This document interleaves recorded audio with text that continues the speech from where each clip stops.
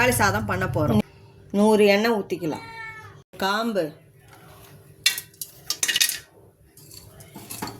லவங்கம் எடுத்துக்கலாம் 4, சோம்பு போட்டு நல்லா பொரியட்டும். 5 தக்காளி, பெரிய தக்காளி, 4 வெங்காயம், 5 பச்சை மிளகாய், லவங்கம், சோம்பு எல்லாம் போட்டு பொரிஞ்சிடுச்சு. வெங்காயம் போட்டுக்கிறேன் ஃபஸ்ட்டு.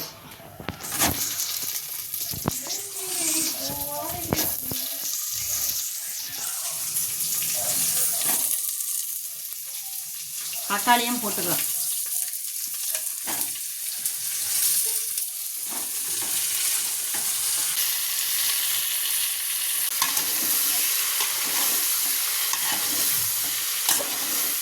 நல்லா வதங்கட்டும். சரிங்களா? நல்லா வதங்கின உடனே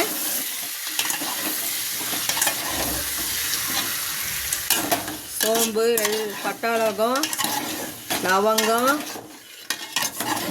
பட்டை இலை எல்லாம் போட்டு வெங்காயம் தக்காளியும் போட்டாச்சு. நல்லா வதங்கட்டும். சரிங்களா? நல்லா வதங்கிடுச்சு பாருங்கள். 1/2 டீஸ்பூனு சால்ட்டு,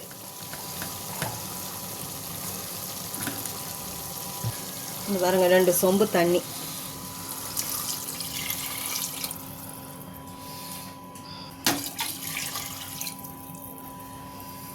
கரம் மசாலா, பிரியாணி மசாலான்னு கேட்டு பாருங்கள், கடையில் கொடுப்பாங்க.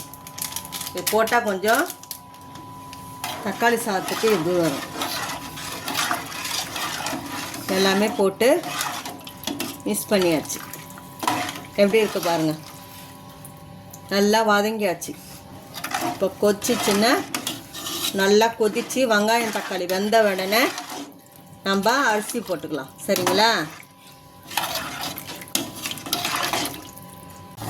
நல்லா கொதிச்சிச்சு பாருங்கள். 10 நிமிஷம் தான்.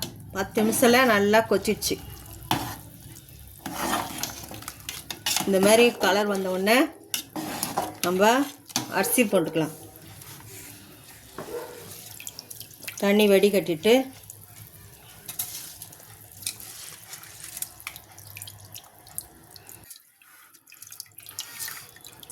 ஒன்றரை ஆழாக்கு அரிசி நல்லா வேகட்டும்.